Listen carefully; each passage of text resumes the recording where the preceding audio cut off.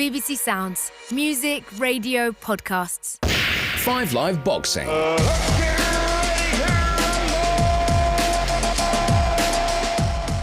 Welcome to a special 5 Live Boxing podcast. It's just a couple of days before 2 world title fights on 2 nights in 2 cities featuring 2 British world champions who were both Olympians. It's a very special weekend and both fights are live on 5 Live. I'm Steve Bunce. This is the, midweek boxing podcast special. So Saturday in Scotland, Josh Taylor has a homecoming. He defends his 4 light welterweight belts against Jack Catterall. And the following night, that's Sunday, at the storm-damaged O2, Lawrence Okoli defends his WBO cruiserweight title against Poland's Michael Cislak. And on the same night, Tokyo's gold medal hero Galal Yafai makes his debut, and it's a really hard debut. I might say it's the hardest debut by any Olympian ever. Now I'm joined to talk through those fights and 1 or 2 other bits and pieces by 1988 Olympic bronze medal winner Richie Woodall, and also a member of the GB training system up in Sheffield. Richie, just quickly, what a weekend. 2 nights of world title fights in 2 different cities. Yeah, listen, as a GB coach, I'm really, really excited for this weekend. Josh Taylor, Lawrence Okoli, Galal Yafai, obviously Olympic gold medalist. Also on, fighting is Anthony Fowler. Chev Clark's making his debut as well. So, and the great Cuban Robsay Ramirez as an Olympian and double Olympic champion is boxing also. So, yeah, it's exciting stuff. But to see those boxers come through the GB system, then, yeah, I'm looking forward to it. Just to put into words, we've got 2 nights of boxing on 5 Live. And on those 2 nights, there are 7 Olympic boxers, including the brilliant Cuban, as Richie said there, who won gold in 2012 and 2016's Robsay Ramirez, and then Galal Yafai. I'm not sure if we've ever had a weekend like it. I'll be absolutely honest with you. We start with Josh Taylor. Home at last. 13,000 people sell out at the Hydro in Glasgow against Jack Catterall. Both of them unbeaten. And of course, Taylor on this ridiculous sequence of wins against unbeaten fighters. He beat Regis Prograis to add a belt. Prograis at the time was 24-0. He beat Jose Carlos Ramirez last May to add the final belt, and Ramirez was 26-0. And back in May 29, in his last fight in Scotland at the SSE Hydro in May of 2019, he beat Ivan the Beast Baranchik, who was 19-0. Richie, this sequence of wins against unbeaten fighters and to walk in the footsteps, that's truly special for Josh Taylor. Yeah, it is special. He's a special fighter, Josh. I remember him on the GB squad, and he had a lot of talent. I mean, if you remember when in his Olympics in 2012, his first contest was against the future Olympic champion Robson Conceição, the Brazilian, who actually won gold 4 years later. And then he gets beat against a very good Italian boxer. But then, he's turned over and he's really taken to the pro game, Steve. He's tall for the weight, I think, is Josh. About 5'10", I agree, yeah. He's tall. He's ambidextrous. He can box orthodox or southpaw, and he seems to have power in both hands, left hand and right hand. Both hands of his are just as powerful. And yeah, he keeps beating these guys who are undefeated. They keep coming along, and he's just too big. He's too strong. And the thing about him, you see, Steve, although he can hit hard, he's got a good boxing brain, Josh has. He can box on the inside. He can box at range. He can slug it out if he wants to. He's a toughie as well. So which he had to in all of those big wins. He's an excellent fighter. He's taken to the pro game like a duck to water. And one thing, when you look at what Josh Taylor achieved, he got a silver medal at the Commonwealth Games in 2010 and then a gold in Glasgow. As you say, he talked about him going to the Olympics where he beat a future Olympic champion and got beat by a really good Italian. He'd been at the World Championships and the European Championships before then. We're talking about 50 or 60 or 70 contests, and you can lose 25 of those. Yeah. You can lose 30 of those against the very top amateurs in the world. And that's what's allowed him, after only, in my opinion, Richie, after just 18 fights, to be in the position he is. He's 31 years of age now. And really, in traditional boxing terms, he should have had 32, 33 fights. He has been fast-tracked, and it's not, not everybody can be fast-tracked. We're going to talk about Galal in a moment. But it is quite exceptional what he's done. And I put it to you, Richie, that the reason why that's been possible to happen is simply because of that incredible in-depth pedigree that he managed to get during his amateur years. 5 or 6 years of the hardest competition possible. Yeah, you're right. You're bang on there, Steve, because he will have probably had 60 or 70 international contests, and he's probably won half or just a little bit over half of them. And the losses that he probably did have were against the Cubans, were against the Russian fighters, they were against the Kazakhs. They're just top opposition over 3 rounds and 5 rounds with WSB also. So yes. Yeah, Josh Taylor, you said it. He's had an astonishing pedigree as an amateur fighter that set him up every sort of style in the amateur game that he's come across. He's then he's learned against these styles, and he's just taken that into the pro game. And like I say, he can hit. He's got a lot of power, Josh has, either hand, but it's his boxing brain also, his ability to work the opponent out. He's a quality act, and he keeps beating these guys who are undefeated. No matter what they put in front of him, he's winning contests, 18-0 now. But I would like to see him, obviously, in the future, then really test his mettle against someone like a Terence Crawford. That would be the fight for me, the ultimate fight for Josh Taylor. But one step at a time. Let's not overlook Jack Catterall, because Catterall's a good kid, and this will be a tough fight for Taylor. Yeah, Catterall 26-0, and he's been in some really good domestic fights over the last 5 or 6 years. He managed to step aside, and he may have received a fee for that. We're never ever going to get to the bottom of that. To allow Josh Taylor to have the fight against Ramirez in May of last year. Catterall now gets his chance. And Catterall, as you say, cannot be overlooked. That would be foolish. And I've been around last year. I was with Catterall and Josh Taylor back in November when this fight, I think, was first announced. It was meant to be in December. Then it got pushed back for a variety of reasons. And talking to the two of them, it's clear that Taylor is taking it very seriously. And obviously Catterall's taking it very seriously. So don't expect these two to be throwing tables at each other. That's not the way they do their business.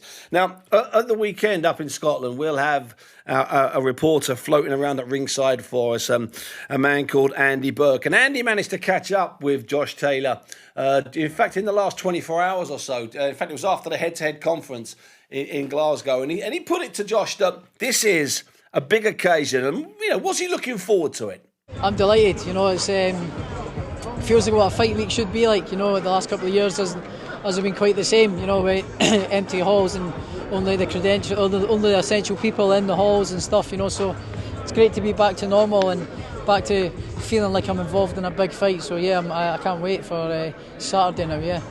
We know from tradition that you get more hyped up as the fight week goes on and you start tuning in, and any sense of the nice Josh Taylor goes out the window. Are you just ready to go now 48 hours out? Yeah, I'm ready to go now. The mindset's changing. The training's done. This week's dragging in. It's Thursday and I'm feeling just want to fight now. It's been a long week, because I've not trained. So I'm ready to go and get in and do my job on Saturday. So I can't wait. You've been saying in the build-up that you've sensed a bit of nerves from Jack Catterall. He's untested at this level, never been in with anyone of your calibre. You've just gone face-to-face with him there. What are you sensing from him now? Just ask him how he's going to beat the fight, how he's going to beat me in the fight. I don't see a way he can beat me. I think I know the tactics he's going to bring on, and the game plan he's got, it's not going to work.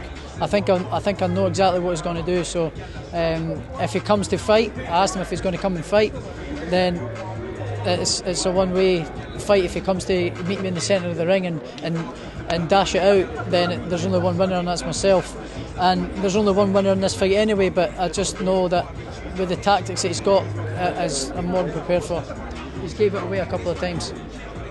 You have shut down any discussion of what might be beyond this fight. You were asked again about it there, the potential big fights in the future, but you're just blocking it all out. No, I don't want to talk about it. Jack Catterall's here. This is a big fight. This is a massive fight. And if it doesn't go my way on Saturday, then I go back to the back of the queue and having to build up again. So this is a massively important fight for me to get the right result. So I don't want to talk about what's next. Jack Catterall's next. He's 26-0. He's a great fighter. He's a good operator. So I have to remain focused on this, and that's what I am. So I'm shutting down any questions of what the future holds. The future is Saturday, and that's it. Full house at the Hydro, all your own people behind you. What can they expect from you on Saturday night? Just a great performance. I've been performing well in the gym and putting everything into practice, and I can't wait. I just can't wait to get out there. And the public workout yesterday gave me a little taste of it. It gave me the little butterflies in the stomach, and they just come to life. And I can't wait. It's just a little taste of what Saturday is going to be like. So I can't wait. I must admit, Richie, it's reassuring and it's refreshing to hear a boxer simply refuse to even talk about future fights. He makes a good point there. This is a big fight. I don't want to talk about big fights. This is a big fight. And that's not insincere. He means it. Yeah, absolutely. And that's the right attitude to have at the end of the day, because you can, you've got to keep your eye on the ball. If you're looking too far ahead, if you're looking further afield at bigger fights, then that's when you can come unstuck. Jack Catterall, he's earned his number one spot. He's undefeated. He's a quality fighter, Jack Catterall is, and this is going to be a tricky fight for Josh Taylor. If Josh Taylor wins this fight, he's got to be 100% physical and mentally prepared for Jack Catterall. And I think that, like you said, Steve, that interview there was a little bit more reassuring for Josh Taylor fans, that he is taking him serious. He doesn't want to talk about future fights. He knows that this is a tough fight ahead of him. And Rich, let me ask you about the 13,000 people. We've had a really busy period in boxing recently. We've had Liam Williams against Chris Eubank, which did enormous figures and was a really big house down in Cardiff. And then we had John Ryder against Daniel Jacobs, which was a massive event in North London. Of course, last weekend we had Kell Brook against Amir Khan up in Manchester. 19,000 people sold out in whatever it was, 6 minutes. And this fight, in some ways, has gone under the radar. But there were 13,000. It's a sellout. Josh Taylor hasn't fought at home for a very long time. And he's only human, Rich. Is there a danger? Is there a chance that he could get sucked into some kind of emotional turmoil and that would play directly into Catterall's hands? Absolutely. Is there any chance? And that's probably what Jack Catterall is hoping for, that he does play to the crowd and the crowd get to him. And at the end of this day, Steve, when you're the home boxer, the crowd can have a negative effect on you, to be quite honest, because they can make you lose your focus. You can get drawn in on into the occasion, and that can throw you a little bit in terms of your style and what you're setting out to do. You have to have a set of tactics, most certainly. He'll know in his own mind how he's got to box Jack Catterall, but he doesn't want any distractions. And when you've got 13,000 people, shouting your name and all for you, then there's going to be a lot of noise. There are going to be plenty of distractions. And don't get me, on a positive side, Steve, it's a good thing for a home fighter. Of course it is. If the rounds are close and the crowd are cheering for every blow that you're throwing, then that can sway judges. Let's get it right. That's the way it is. So it can be positive, but it can also be negative. If you get drawn up in the whole occasion and you're playing to the crowd, then that can disrupt your rhythm. And that's what Jack Catterall will hope for. And Jack Catterall, the very experienced corner team in Nigel Travis and Jamie Moore. And they'll be able to control Catterall. They'll be able to get Catterall to work to a strict plan. And Catterall working to a strict plan, Richie, as far as I'm concerned, I think he's a dangerous opponent anywhere against anybody. I just think that what we're dealing with Josh Taylor here is someone who's in a very special position. Bear in mind, he became only the fifth person since 1988 to hold all four of the recognised belts, okay? So that's 1988 across all of the weights, all 17 weights, all of the hundreds and hundreds of world title fights and champions we've had since that period. He joins a very elite club, a very small club, and Saul Canelo Alvarez has now added himself to that club. So Josh Taylor is a very special fighter, and as much as I rate Jack Catterall, I just think this is a really big ask for him, even if Josh Taylor gets sucked in by that crowd, by the emotion. Yeah, I think you're right, Steve. I think style-wise, then Catterall, the shorter boxer by 3 or 4 inches, so that's going to be a problem for him. Not used to boxing the southpaw himself. I looked at his record. That's a very good point. I think the Catterall's last southpaw was someone like Tyrone McKenna, who was 6'1". He beat him on points, but that's probably 1 in 14 or 15 fights that Jack Catterall's had. And Josh Taylor, he fought Regis Progress, Winston Campos, both southpaws in his last 7 contests. So Josh Taylor will be a little bit used to the southpaw than Cattrall will be. But nevertheless, Cattrall, decent kid indeed. Good corner with Jamie Moore and Nigel Travis. I think they'll be well prepared. They'll have their own tactics, and they will have a game plan, and it's up to them to execute it and get to Taylor. Remember, Taylor's tall, rangy. He's a good all-rounder. So how Jack Cattrall goes about that, I think he's got to get close to Taylor, most certainly. How he does it, how he avoids the shots going forward, I think is going to be crucial. But he's got to get to Taylor. He's got to try and silence the crowd, if anything, and he's got to put in a good performance. Things that are probably going against him, Steve, is the fact that he's been out of the ring 15 months. That doesn't help, most certainly. But hey, this is his shot. He's the number one. He's undefeated in 26. He's a good kid, and this is a dangerous challenge for Taylor. A very dangerous challenge for Josh Taylor, and a guaranteed night of raw emotion up in Glasgow. And of course, on 5 Live, 10 p.m. The boxing will be on 5 Live, 10 p.m. this Saturday from Glasgow. The following night, 23 hours later, at 9 p.m. on Sunday, we have that rarest of things, Richie, a Sunday night world title fight involving a British boxer.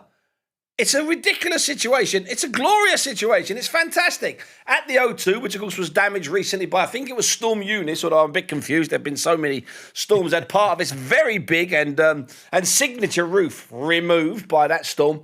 It is safe. It's opened its doors. People are going back in, and we'll have Lawrence Okolie defending his WBO cruiserweight title against a very, I'm not loading you up here, a very dangerous Polish fighter called Michał Cieślak. I think it's a really hard fight. It's a delight that there's boxing on a Sunday. I think it's absolutely brilliant idea. I think it's going to catch on. I think we're going to get more and more of these weekends when we've got a really good fight on a Saturday, and instead of trying to find an alternative Saturday, you just go on the Sunday. I think we're going to see. This will be the first. By the end of the year, I bet we've had half a dozen, maybe even more, because it makes so much sense, Richie, in my opinion. Instead of clashes, Saturday to Saturday, have it by one day. Absolutely brilliant. I mean, how frustrated have we been in the past when we're down to work on one fight on a Saturday and then another fight comes in on exactly the same night? I mean, it's so frustrating. So, yeah, it's great that, this fight will be on a Sunday, and I'm really looking forward to it, Steve, because it's a decent world title fight. It's a hard challenge, I think, for Okolie. This Polish lad, he's had one world title fight before, remember, against, was it Akabu? He got beat by Makabu, rather. Lost on points to Makabu. To him. So he's had one bite at the cherry, and now he's got his second shot at Okolie, who, again, I've worked with on GB. Decent kid, can hit really hard, but let's not overlook this fella from Poland, because, like I say, he's already had one go at it, and he's been beaten. And he'll think this is it now. It's now or never for him. He lost the world title fight to Ilunga Makuba on points in 2020. And Makuba is a good champion. He's one of the good champions. In fact, most people rate him above Okolie. However, Makuba is a good 5 inches. He's probably closer to 6 or 7 inches shorter than Okolie. And I think that is a bit of a factor. And in fact, Richie, before Christmas, when Cieślak and Okolie came together, I could see Cieślak eyeing Okolie, trying to work out what was going on, trying to work out how he was so tall. It was like it had dawned on him that this was not going to be an easy night's work. It was quite obvious. Now, I caught up at that point with Lawrence Okolie, and I put it to him that this fight against Cieślak was not only a hard fight, that it was a huge risk. I know and respect that, but then I'm also here to make a statement, I think that the only time fights should be 50-50 or hard is if you and someone on the same level. And I believe he's a good fighter, but he's not on my level, so it's up to me to demonstrate that on the night. He is so tough. He is a hard man. And obviously you were face-to-face with him today, and you can't tell much, but you can tell he's a hard, solid man. He's not old enough. He's still ambitious. I get the feeling from Cieślak's people that they think you, Eddie, might have made a mistake. That's up to them, but I'm going to quite viciously show them it's a very different story. I think everyone looks hard, and he might well be hard, but I generally think that it will be a good statement and a good mantle to a good notch on my belt to get the KO. I mean, a win would be a good thing. A points win would be good enough. A stoppage would be incredible at this point. I don't see anything in his makeup recently to suggest this guy's looking at retirement. I don't see any of that. However, with you, there's all sorts of things. Eddie alluded to it at the press conference. You got the book out. We talked about that last year. You're an entrepreneur. Is your eye still focused on boxing? Yeah, because without boxing, none of this other stuff even matters. You know, no one buys a book of a former world champion, depending on who it is. And just, you know, the entrepreneurial opportunities start to get a little bit drier when the well runs a bit drier. So for me, being a world champion is a blessing, it's an honour, and it's something that makes my mum proud. Even if I become complacent in it, I know what it means to everyone else. So that's another extra motivation. So yeah, the guy's game, the guy's up for it, but I'm going to handle it. That's it. You're such a young 29, Lawrence. You know what I mean by that. And the expression is you're a baby still, in my opinion. I look at you, I look how fresh you are. Yeah. I look how easy you've handled people. And I look forward to a year or 2 or 3 years. And I'm struggling, even against some of the top cruiserweights, to see you having a hard time. Yeah. If you stay, and this is a massive, this is a big puff for you. If you stay doing what you do, you keep on winning. Is that how you see it? Do you see this 2 or 3 year trajectory cleaning up in the cruisers? So my thing is, the reality is, I think I talk about heavyweight a lot, but the reality is I have an opportunity to become the best cruiserweight to come out of this country with longevity. So that's one of my main ambitions.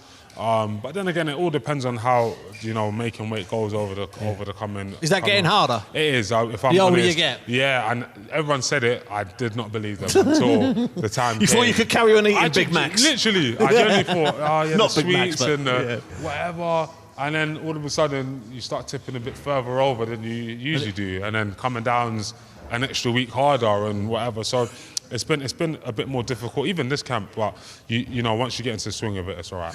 Will losing those extra pounds or 2, will that be easier if you know you've got a harder challenge coming up in a couple of Saturdays? Agreed. That is a good point, because you're already putting in extra work in training, I always train very hard, but every fighter and every person will know when you've got a bigger task, it switches you on a little bit better.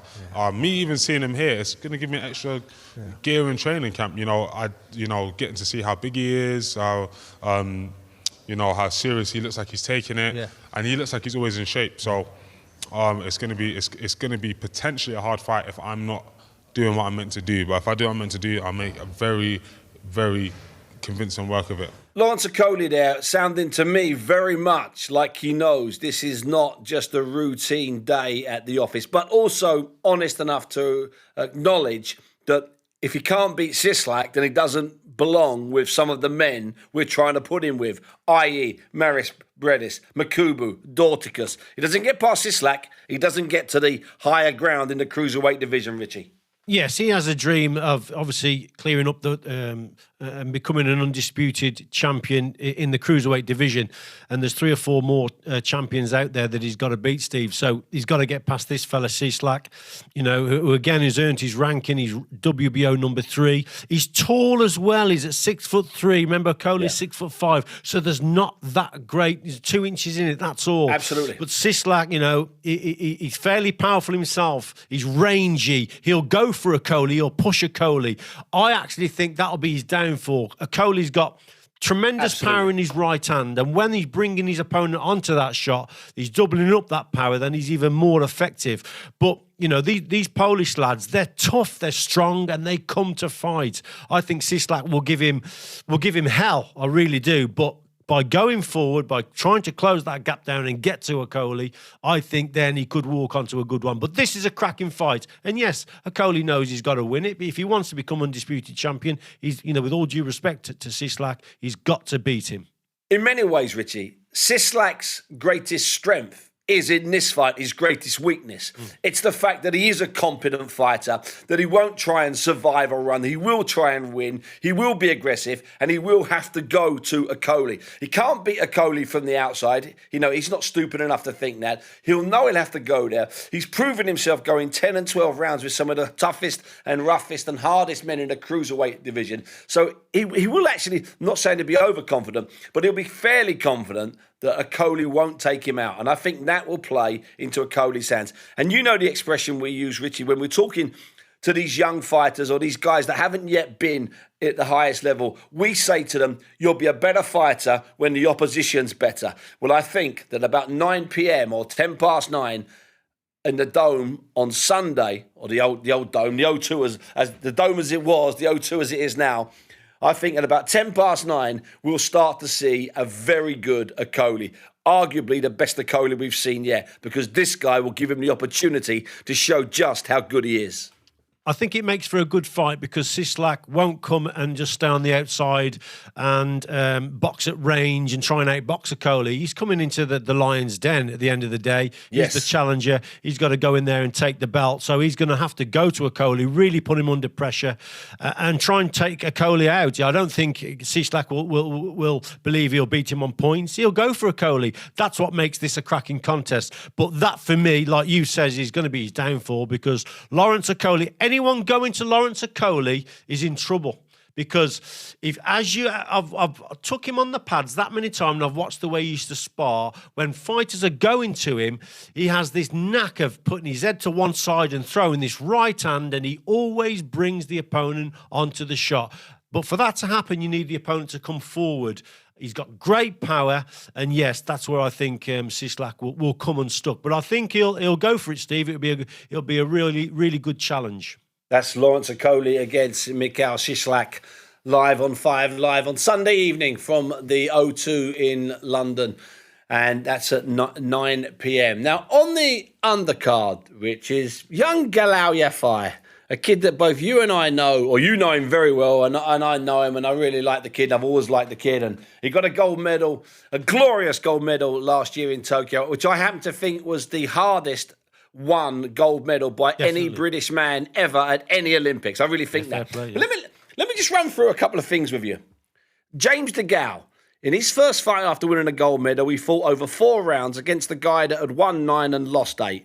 Audley Harrison, in his first fight after winning the Olympic gold medal, he fought a guy who had won 8 but lost 9. AJ, Anthony Joshua, in his first fight, after winning a gold medal, he fought a guy that was 8-0, but he had no chance. He lasted a round. Luke Campbell fought a guy after he won his Olympic gold medal who was 2-5. And even going back to 1968, Chris Finnegan, after he won his gold medal in Mexico City, he turned pro over 6 rounds at a private sporting club in front of 300 gentlemen who weren't even allowed to clap.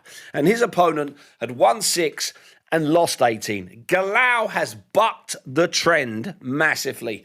He's fighting 10 rounds against a very, very lively Mexican who's 25 called Carlos Bautista. Really hard kid. He's won 15. He's lost just the 4 and he's never been stopped. Galal Yafai has set a precedent here that I never thought I would see involving a British boxer in his debut, let alone an Olympic gold medalist. Richie, it's quite incredible. What's he doing? It's stupid.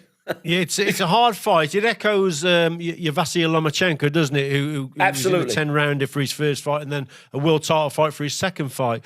But I think you have to remember with Galal, he's 29 years of age. And at the end of the day, Steve, he had something like 15 WSB fights. So he's probably, over 5 rounds. So yes. they were like pro fights themselves, Steve. Absolutely. Against the Kazakhs and Uzbeks and really, really tough opponents, and Cubans, of course. So the engine is already developed for Galal Yafai. I think his camp realised that at 29 years of age and at that weight, he's probably coming into his prime. He's probably got a 3, 4, maybe 5-year window.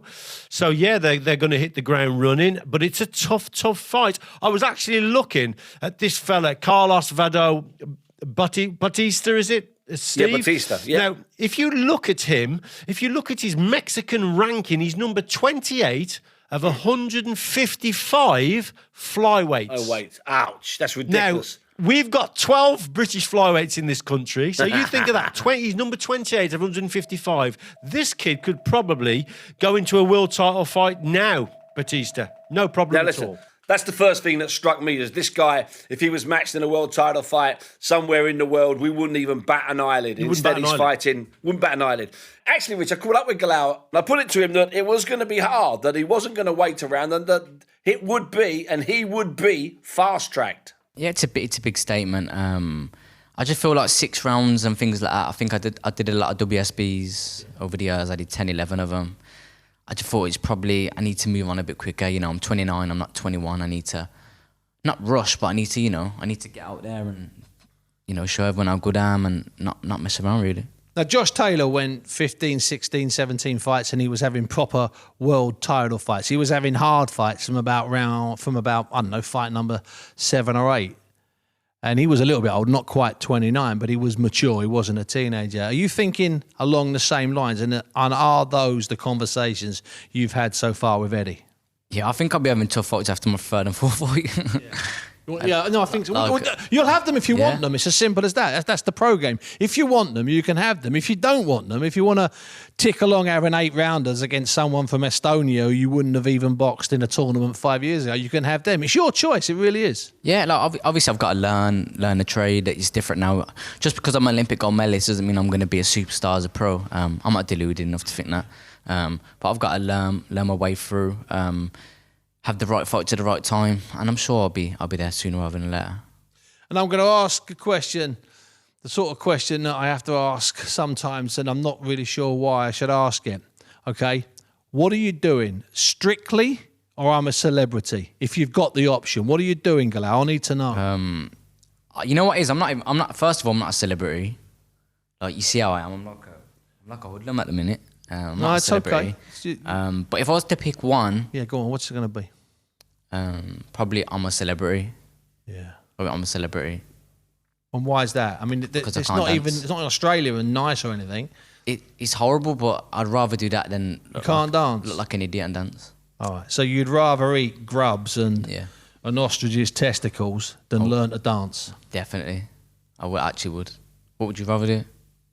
Oh, I can dance, brother. Oh, I can't dance. Oh, I'd dance every day of the week. Don't worry about that. I'd cruise that. If I ever become a celebrity, I'm going to cruise that dancing caper. You are a celebrity? No. If I become a proper celebrity, like you. No, I'm not a celebrity. And that's a debate for another day. Galal, thanks for your time. Cheers. Galal and Steve Bunce talking absolute rubbish about dancing and eating various parts of flightless birds' bodies, but hey ho, that's just the oddest thing. Richie, all jokes aside, it is a very serious debut, and of course there is an odd situation on the Saturday night on the undercard there. Robeyes Ramirez, a double Olympic gold medalist, when he turned pro, he lost his debut because he was matched very hard against a guy very like Bautista. Not a great big name, not a really dangerous knockout artist. So there we are. Just on Saturday night, there's a guy who lost his way in his first fight. He's come back now and he beat that guy. He avenged that loss and he's continuing and he's winning. But it can happen, Rich. Galal might run out of strength after 6 or 7 rounds. Of course it can. Yeah, I've been watching Galal training. He's been training up at Sheffield. He's been helping out with some of our sparring with Kieran McDonald and Noel Farrell and a few other lads. And I've been taking him on the pads as well. I've had a couple of pad sessions with him. He's very, very fit, very, very strong. Steve, I think this fella will cruise 10 rounds in his sleep. Honestly, he is an extremely fit individual indeed.